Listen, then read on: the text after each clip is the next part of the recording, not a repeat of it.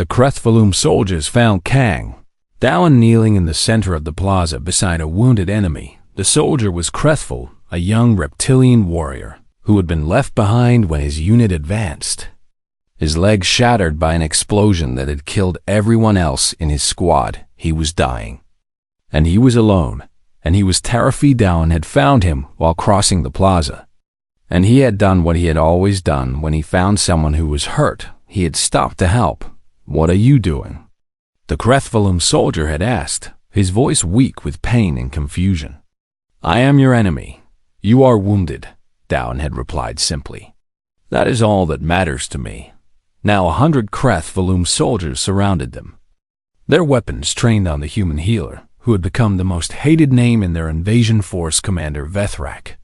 The officer in charge of the Verith Station assault pushed his way to the front of the circle. He was massive, even by Krethvalum standards, his scales scarred from a lifetime of conquest, and his eyes burned with cold fury as he looked down at the human. "Kang Dowan," he said, "the healer who refuses to let his enemies die." Dowan did not look up from his work. He was applying a pressure bandage to the wounded soldier's leg, his hands moving with the same steady precision they had shown for the past 3 days. "The soldiers left him behind," Dowan said. "He would have bled out within the hour. He failed his mission," Commander Vethrak replied. "Failure earns no mercy among my people." "Then, your people have much to learn about strength." The commander's hand moved to the weapon at his side. "You dare to lecture me about strength? You are one human, alone and unarmed, surrounded by my soldiers. And you will die here today." Dowan finally looked up. His face was exhausted, and his clothes were stained with the blood of a dozen species. But his eyes were calm. "Perhaps," he said, "but I will not die having abandoned someone who needed me." Unknown to the Krethvalum, a drone camera was broadcasting everything that happened in the plaza across every communication network in the galaxy. General Vornax had deployed it before beginning the breakout. Following Dowan's final instructions, billions of beings on thousands of worlds watched as the human healer refused to stop treating his enemy, even with death standing over him. "Why?" Commander Vethrak demanded, and there was something almost like genuine curiosity in his voice.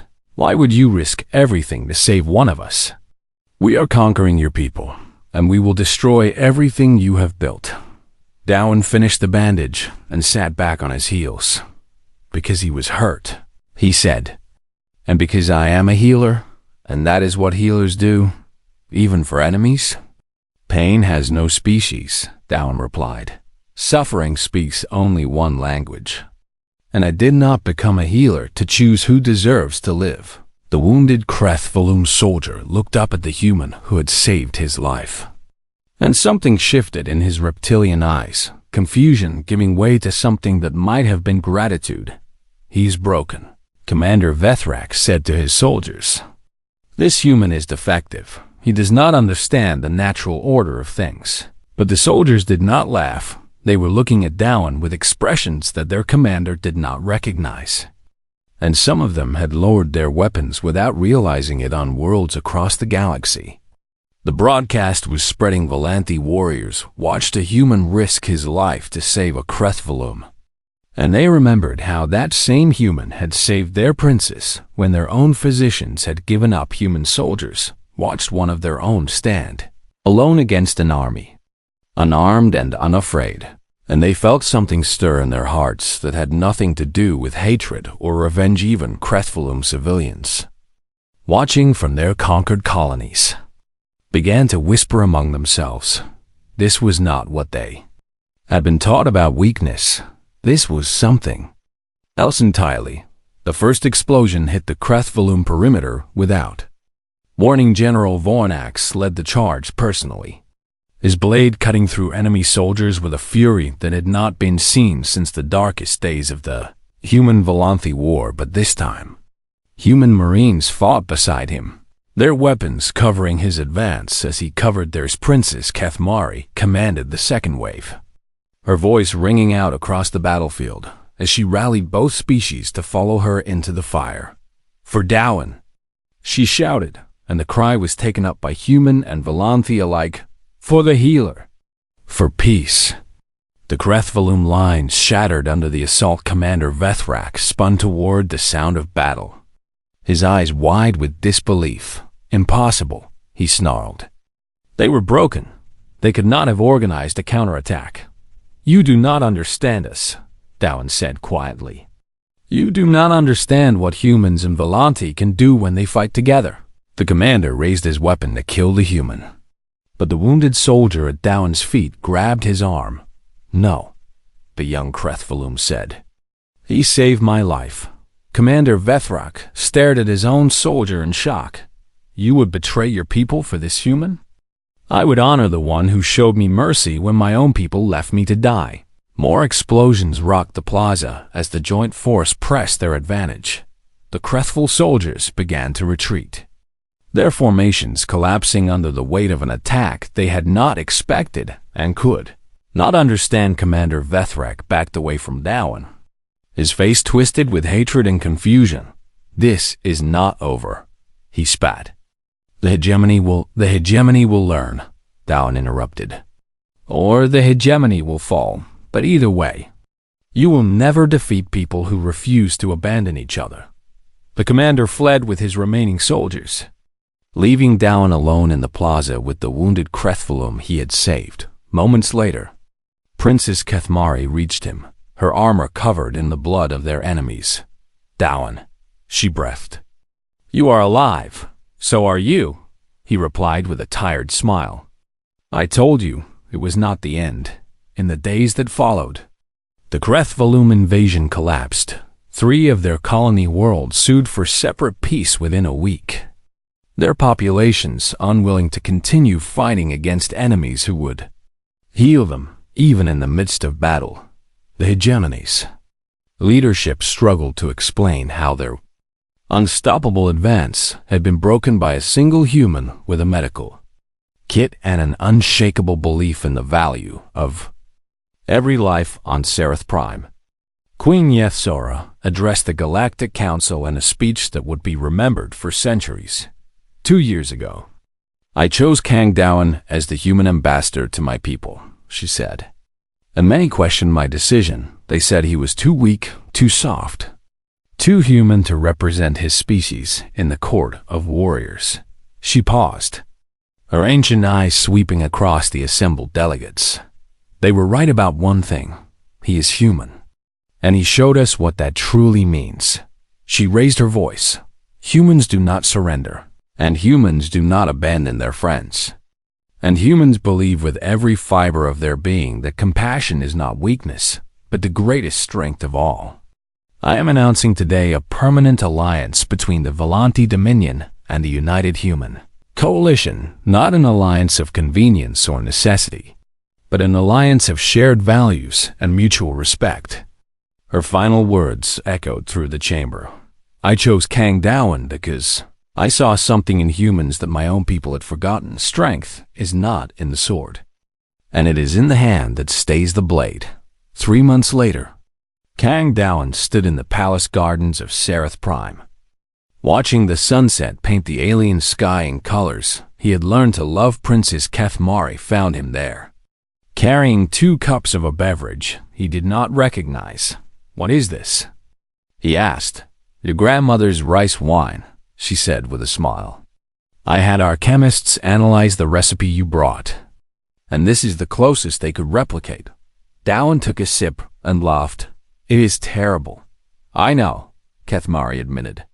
But General Vornax said it was acceptable. So I assumed human taste buds were simply defective.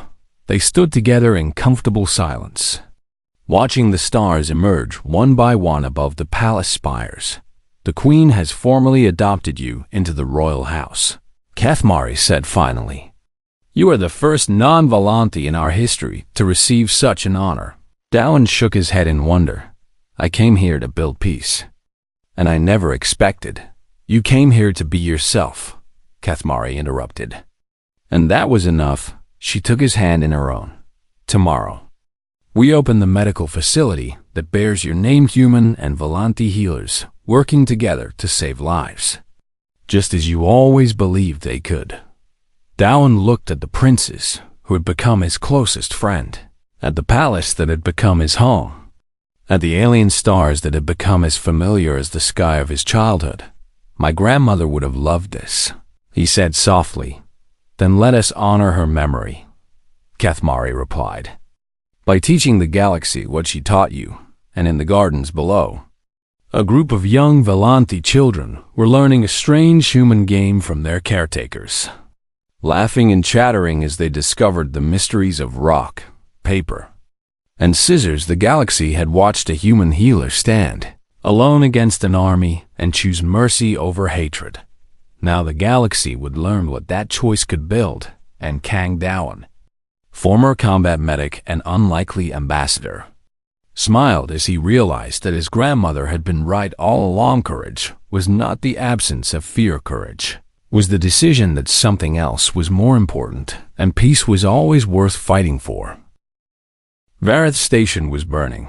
The massive orbital platform had once been a crucial supply point for both human and Volanti fleets, a symbol of the cooperation that both species had hoped to build in the wake of their long war. No, it was a graveyard. Crethival biological weapons had turned the station's corridors into death traps where human and Volanti soldiers choked on poison, air, and bled from wounds that would not close. The Joint Defense Force had retreated to the station's central hub, their backs against the wall and their ammunition running low. Kang Dowan had not slept in 40 hours. His medical station was a nightmare of wounded bodies and screaming patients, human and Volanti lying side by side on tables that were never meant to hold so many broken people. His hands were steady as he worked, moving from patient to patient with the mechanical precision of a man who had forgotten how to feel anything except the need to save one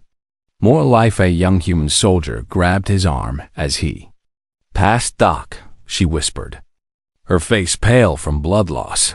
Are we going to make it? Dowan squeezed her hand. You are going to make it, he said. I promise you that.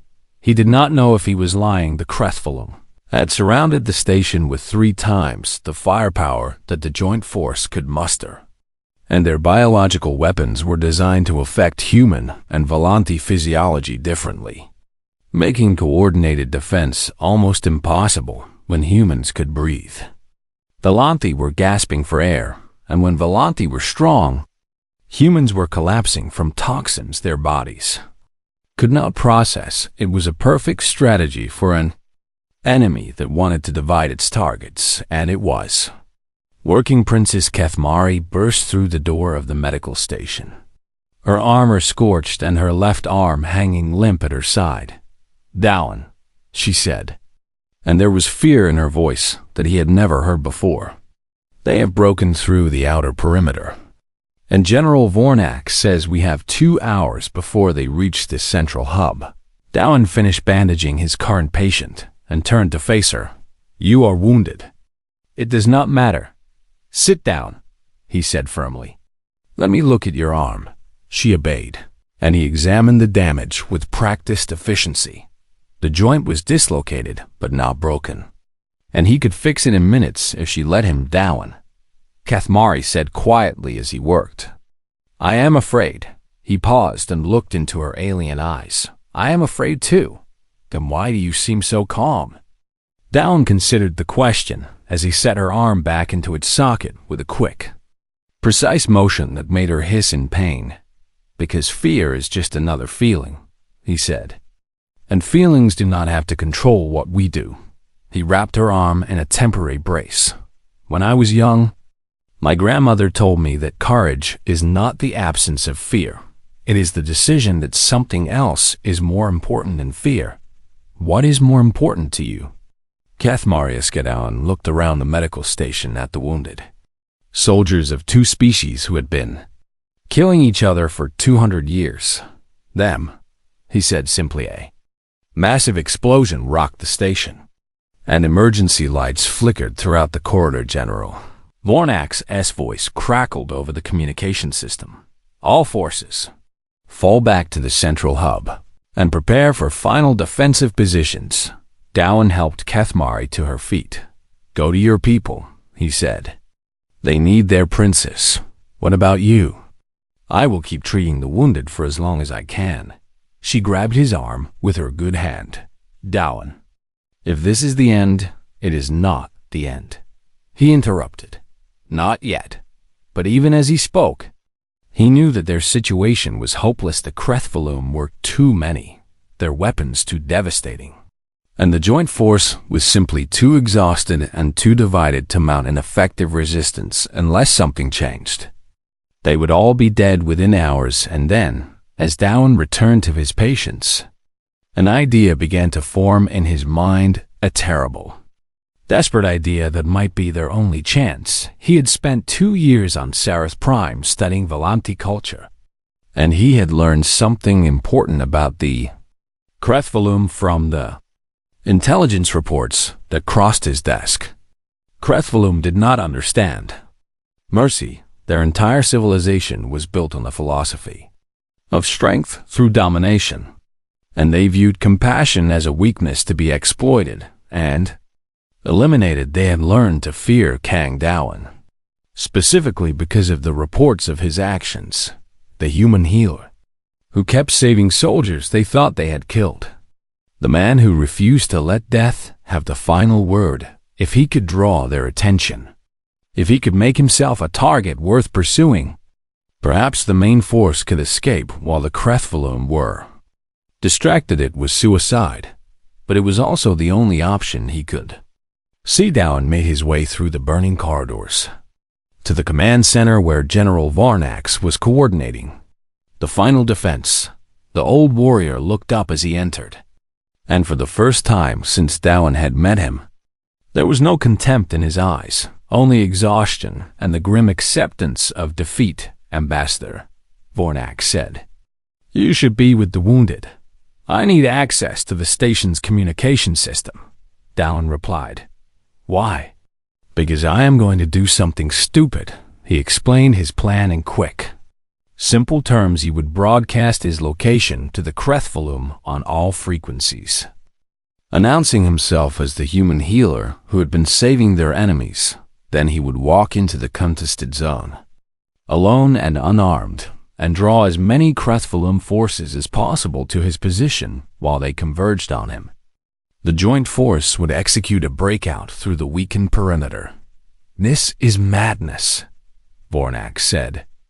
You will be killed, probably, Dowan agreed. Why would you do this? You are not a soldier, and you have no obligation to die for people who have spent 2 years treating you with contempt. Dowan met the general's eyes, because someone has to, and I would rather it be me than one of them. He gestured to the wounded soldiers being carried through the corridors outside. They have families waiting for them, general wives and husbands and children who are praying for them to come home. And I made a promise a long time ago that I would always choose life over death, even when the choice was my own. General Varnax was silent for a long moment. Then he did something that Dowan had never expected. He bowed his head in the Volanti gesture of deepest respect. I was wrong about you, the general said quietly. I was wrong about all humans. Dowan placed his hand on the warrior's armored shoulder. Then make sure this means something, and get our people out of here. He walked to the communication console and activated the broadcast system. Attention. Krethvalum forces, he said, his voice carrying across every frequency the station could reach. This is Kang Dowan, the human healer, and I am in the central plaza of Sector 7, and I am waiting for you. Then he put down the communicator and walked out of the command center behind him. General Varnax began shouting orders to prepare for a breakout ahead of him. The corridors grew darker and more dangerous as he moved toward the contested zone. Princess Kethmari found him before he reached the plaza. You cannot do this, she said, her eyes bright with tears. I have to. Then I will come with you. No, Dowan said firmly. Your people need you, Kethmari. Your mother needs you. And the Alliance needs you. He took her hand one last time. Promise me that you will take care of them. Human and Volanthi both, Dowan. Promise me. She could not speak through her tears. But she nodded, and then Kang Dowan walked alone into the burning plaza, unarmed and unafraid, to face the army that had come to destroy everything he loved. The Crethful forces began to converge on his position within minutes, but what they found when they arrived was not what they expected. The attack came without warning on a morning like any other. 3 Volanthi border systems went dark simultaneously, their defense stations overwhelmed by a wave of ships that blotted out the stars themselves. Within hours, the Creth hegemony had announced its intentions to the galaxy. They would conquer both the Volanthi Dominion and the United Human Coalition, while both species were still weakened from their long war against each other. The Crethvalum were reptilian creatures, cold-blooded in body and in spirit, who had built their empire on the simple philosophy that the strong devoured the weak. They had watched the human Volanthi war with patient eyes, waiting for the perfect moment to strike. And now that moment had arrived. Kang Dowan was in the palace gardens when the news reached Sarath Prime, teaching Princess Kethmari how to play a human card game that his grandmother had taught him as a child. The princess had recovered fully from her illness in the 6 months since her treatment, and she had become Dowan's closest friend among the Velanthish, was young by Volanthi standards, barely past her first century, curious about everything and eager to learn all she could about the strange human who had saved her life when the emergency sirens began to wail across the capital city. Kethmari's face went pale beneath her natural gray coloring. What is happening? Shiaskedowan did not know, but he feared the answer within the hour. The royal court had assembled in the great hall, and Queen Yethzora addressed her people with a calm voice that could not quite hide the fear in her eyes. The Crethvalum hegemony has declared war upon us, she announced. Their fleets are advancing on multiple fronts, and our border defenses have been destroyed. The hall erupted into shouting and accusations. General Vornax demanded an immediate counterattack with every ship the Dominion could muster. Other advisors called for a retreat to the core systems where defenses were strongest, but the loudest voices were those who blamed the humans for the disaster. We weakened ourselves, fighting these mammals for 200 years.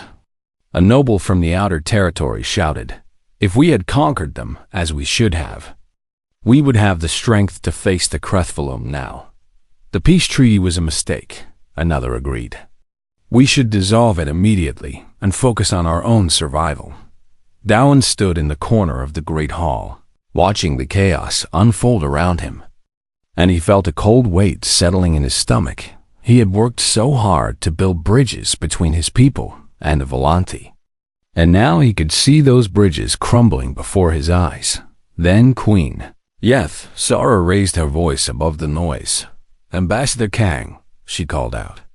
Come forward.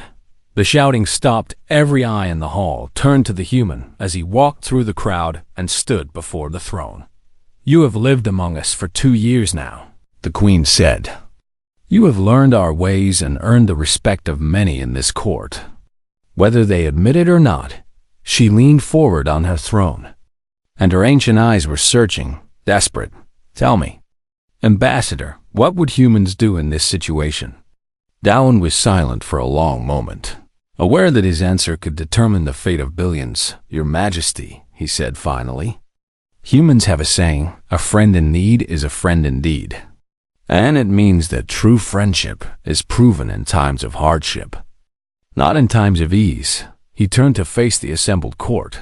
6 months ago, I performed surgery on your princess using human medicine, and some of you called me arrogant for believing I could succeed. But I did not act out of arrogance. I acted because someone needed help, and I had the ability to help them.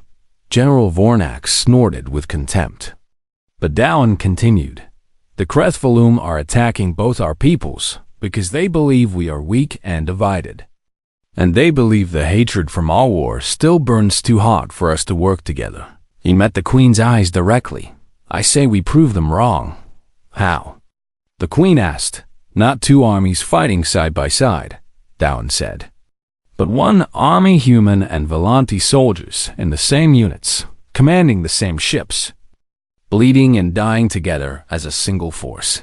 The hall exploded into chaos again, generals, and nobles shouted that such a thing was impossible, that soldiers who had spent their lives fighting humans could never trust them in battle, that the very idea was insane, but Queen Yethzora raised her hand for silence. And slowly the noise died away. You speak of something that has never been attempted in galactic history, she said. I know, Dowan replied. And you believe humans would agree to this? After 200 years of war, you believe your people would fight beside their former enemies? Dowan nodded. I believe that humans do not abandon their friends. And I believe that if we offer our hand in alliance, truly and completely, your people will find that humans are the most loyal partners they could ever have. Pretty words, General Vornak said coldly. But how do you propose to convince soldiers to trust each other when the blood of their brothers is still fresh in their memories? Dowan turned to face the general. I will volunteer to serve on the front lines as a combat medic again, treating both human and Volante wounded without distinction. And I will stand in the middle of the battlefield where everyone can see me. He spread his hands. If one human is willing to trust Volante with his life, perhaps others will follow. And if Volante see that humans saving their wounded comrades, perhaps they will begin to trust as well. You would risk your life for this? Queen Yethzora asked. I would risk my life for peace, Dowan answered. Because peace is worth any price. The great hall fell silent then. From the back of the chamber, a voice spoke up, young and clear and determined. I will go with him. Princess Kethmari pushed her way through the crowd and stood beside Dowan, facing her mother with defiance blazing in her eyes. Kethmari, no, the Queen said. You are my heir, and I cannot allow you to. You cannot stop me, the princess interrupted. This human saved my life when everyone else had given up on me, and now I will stand beside him when everyone else has given up on peace. She took Dowan's hand in her own. The galaxy is watching, Mother, and what they see will determine whether this alliance lives or dies.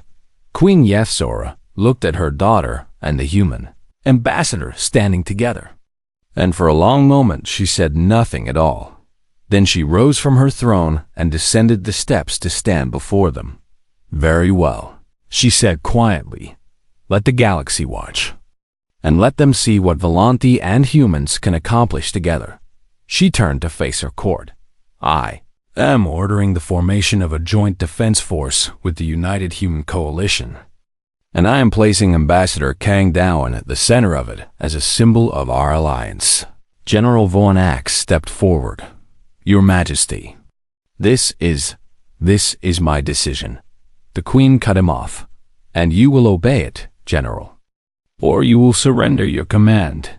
The general's mandibles clicked with suppressed fury, but he lowered his head in submission. As you command, my Queen. And so the word went out across the galaxy that the Volante Dominion and the United Human Coalition were forming a joint military force to face the Krethvalum hegemony. The Galactic Council called it impossible military. Experts predicted disaster, but on dozens of worlds, human and Volante soldiers began to report for duty together, united by the distant hope that maybe, just maybe, peace was stronger than war in her chambers that night.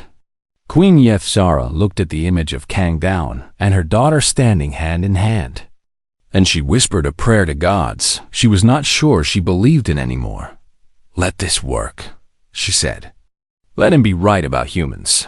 Far away, the Krethvalum fleets continued their advance, bringing death and destruction to every world in their path, and Kang Dowan prepared to return to the battlefield he had hoped he would never see again.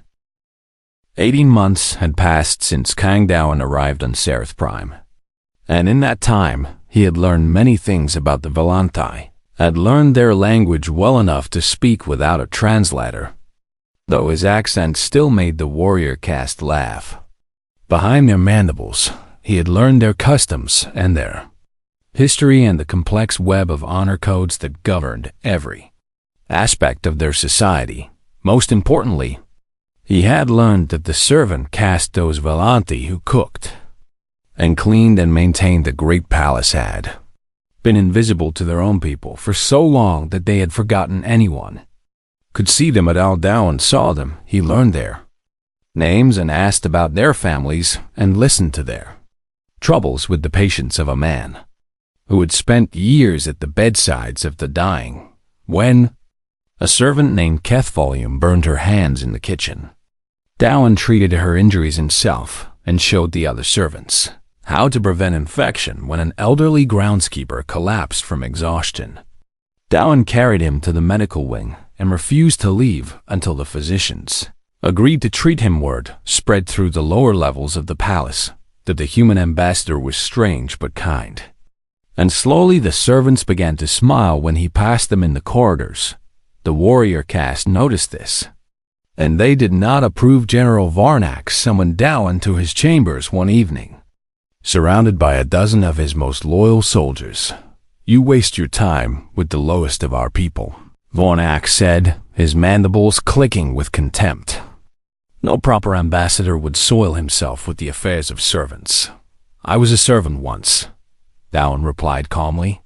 "My grandmother cleaned houses for wealthy families in our city, and my mother worked in a factory that made medicine for people who could afford it. And you think this makes you wise?" Varnax demanded. "No," Dowan said. "It makes me remember where I came from."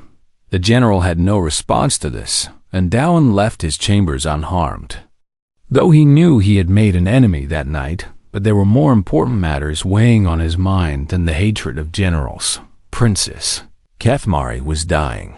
He had learned of her illness from the palace servants, who whispered about it in hushed voices when they thought no one was listening.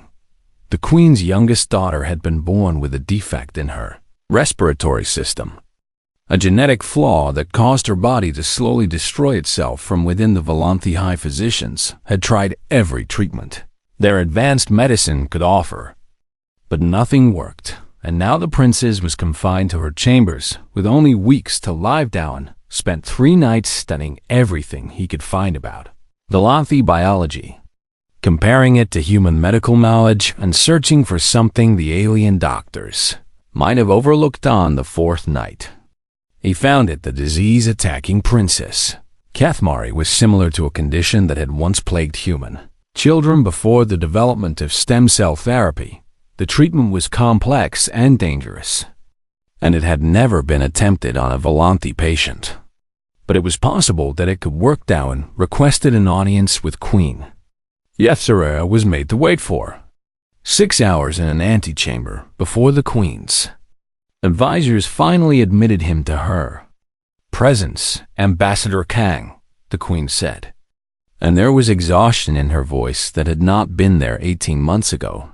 "What brings you before me?" "Your daughter," Dowan said simply. "I believe I can help her." The silence that followed was absolute. General Varnax stepped forward from his position beside the throne, his body trembling with rage. "You dare," he hissed. "You dare to suggest that a human could succeed where our greatest physicians have failed? This is not just arrogance. This is an insult to the Volanthi people." "Perhaps," Dowan acknowledged. "But your daughter is dying, and I would rather be insulting than silent." Queen Yethzera raised one of her 4 hands, and Varnax fell silent immediately, though his fury was plain to see. "Explain," the queen commanded. Dowan explained. He described the human treatment and how it might be adapted for Volanthi biology, acknowledging the risks and the uncertainties while outlining the potential for success. He did not exaggerate or make promises he could not keep. He simply presented the facts and let the queen decide. When he finished, Varnak spoke again. This human seeks to experiment on our princess, like she is some laboratory creature. And if she dies under his care, it will shatter the peace between our peoples. If she dies without his care, she dies regardless." Queen Yesara replied quietly, "And I would rather have tried everything than accepted defeat, Your Majesty." "I must protest." "Your protest is noted, General," the Queen interrupted. And rejected, she turned her ancient eyes to Dowan. "You may treat my daughter, Ambassador Kang, but understand this: if you fail, I will not be able to protect you from the consequences." Dowan nodded. "I understand."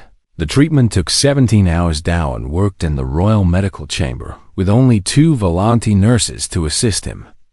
Surrounded by equipment he had never used before and documentation he could barely read, he adapted human stem cell techniques to Volanti biology, improvising solutions when the equipment failed, and making decisions that would have horrified any proper medical board. 3 times during the procedure, Princess Kethmari's vital signs crashed, and 3 times Dowan brought her back through sheer determination and a refusal to accept that death had the final word outside the medical chamber. The entire court had gathered. General Varnax stood with his soldiers, ready to kill the human the moment word came that the princess had died. Queen Yesara sat alone on a bench near the door, her 4 hands clasped together in a gesture that the servants recognized as prayer. When Dowan finally emerged from the chamber, his clothes soaked with sweat and his hands shaking from exhaustion, every eye in the corridor fixed upon him. "The princess will live," he said for a moment. No one moved, and Queen Yesara made sound that Dowan had never heard from a Volanti before, a keening cry of relief that seemed to come from somewhere deep within her soul. She crossed the corridor in 3 swift strides and took the human ambassador's hands in her own. "Thank you," she whispered, and there were tears on her alien face. "Thank you." The servants in the corridor began to cheer, and soon the sound spread through the entire palace as word passed from mouth to mouth that the human healer had saved their Princess. General Vornax stood frozen in place, unable to process what had just happened. His soldiers looked to him for guidance, but he had none to give in that moment. Everything he had believed about humans, that they were weak, that they were inferior, that they had nothing to offer the mighty Volanti, crumbled to dust around him. Dowan did not celebrate or claim credit for what he had done. He simply asked the Queen if he could sit down somewhere quiet, because his legs were about to give out later that night. As Dowan slept in his quarters for the first time in 3 days, Princess Kethmari opened her eyes and took her first clear breath in months. "Mother," she whispered, "who saved me?" Queen Yesara took her daughter's hand and smiled. "A human," she said, "a healer who came to us in peace, and who showed us that we still have much to learn about the strength of kindness in the days that followed." The story of what Kang Dowan had done spread beyond the palace, beyond Sereth Prime, beyond the borders of the Volanti Dominion itself. The Galactic Council received reports of a human who had saved an alien princess using human medicine, and for the first time since the war ended, they began to wonder if perhaps the peace between humans and Volanti might actually survive. But far away, in the dark spaces between stars, the Krethvalum hegemony was watching, and they were making plans of their own. The Great Hall of Sereth Prime had never been so quiet in 3,000 years of Volanti history. Queen Yesara sat upon her throne of black crystal, her 4 arms folded across her armored chest as she watched the gathered diplomats and generals shift with discomfort beneath her gaze. The war with humanity had ended 6 months ago, after 200 years of bloodshed that had cost both species countless lives, and entire worlds reduced to ash. Now came the time for peace, and with peace came the requirement of the treaty. A human ambassador would live among the Volanti, as a symbol of the new era between their peoples. The Galactic Council representatives had assembled in the viewing gallery above. Their many eyes and sensors trained on the ceremony below. They expected Queen Yethzara to choose from the 3 candidates that the United Human Coalition had presented. Admiral Chen Mei-ling, the decorated war hero who had destroyed the Volanti Third Fleet at the Battle of Koros 9, or Senator James Whitfield, the politician who had negotiated the ceasefire, or General Hassan Okonkwo, the military strategist whose campaigns had turned the tide of the war. These were humans of power and status, fitting counterparts to the mighty Volanti warrior tradition. The queen rose from her throne, her segmented legs clicking against the stone floor as she descended the steps. Her personal guard, the Yethkor, flanked her on both sides with their ceremonial blades drawn in salute. I have reviewed the candidates presented by the Human Coalition, Queen Yethzara announced, her voice resonating through the hall like the ringing of a great bell.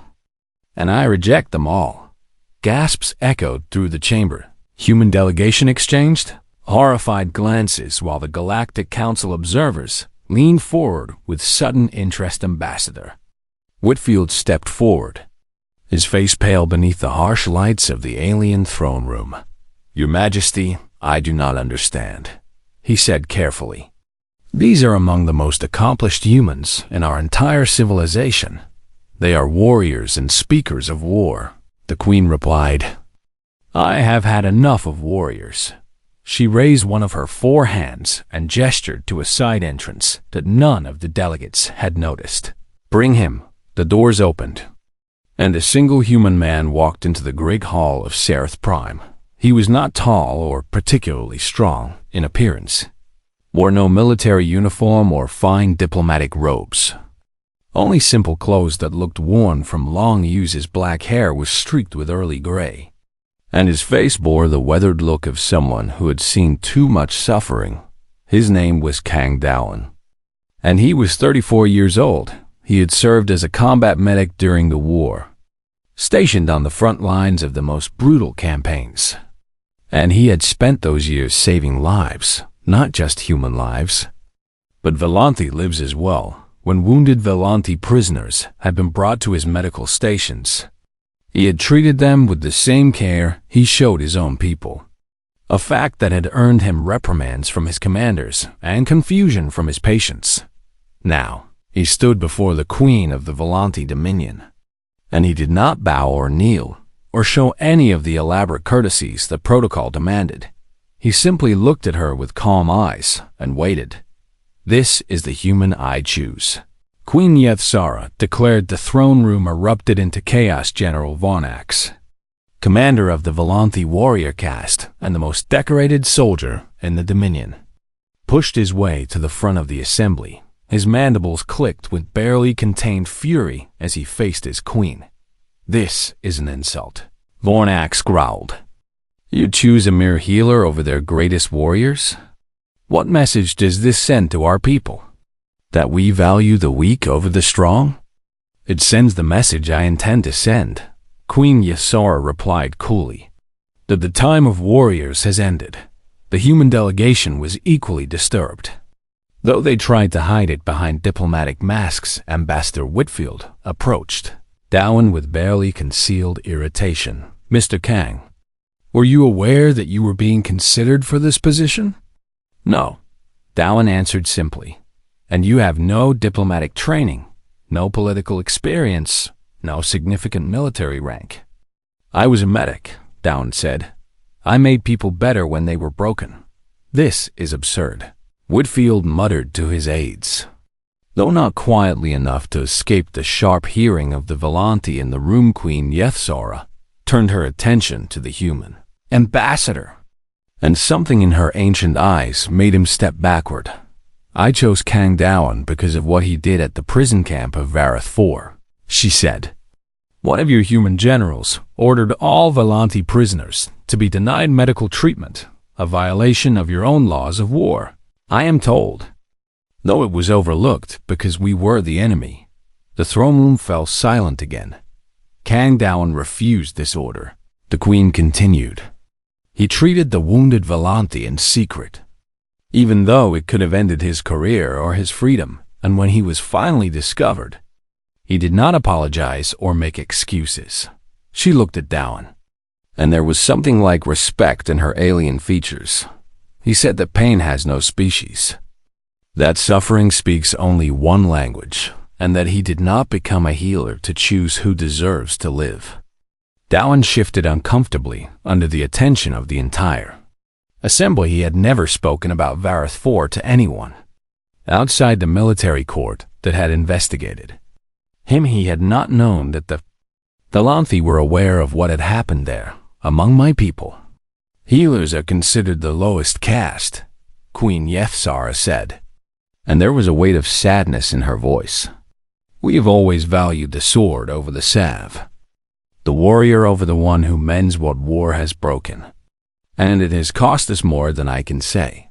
She descended the final steps of the dais and stood before Kang Dowan, towering over him by nearly 2 feet. I do not want a warrior as ambassador, she said. I want someone who remembers why peace matters. And I believe you are such a person.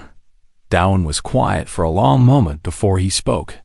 Your Majesty, I am not a diplomat, and I do not know if I can do what you need me to do. I am not asking you to be a diplomat, the Queen replied. I am asking you to be what you have always been. And so Kang Dowan became the human ambassador to the Volante Dominion, not through skill or ambition or political maneuvering, but because a queen who had seen 200 years of war had decided she wanted something different. He was given quarters in the servant district of the palace, far from the luxury apartments that a proper ambassador would have received. General Varnax made certain that every Volante in the court knew that the human was beneath their notice, unworthy of respect or attention. Galactic Council representatives returned to their homeworlds with stories of the strange choice the Volante Queen had made, and most of them predicted that the peace would not last a year.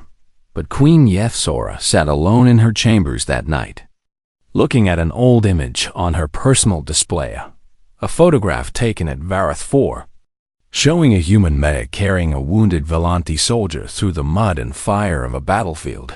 I did not choose a warrior, she whispered to herself in the darkness. I chose a healer because my people have forgotten what peace looks like.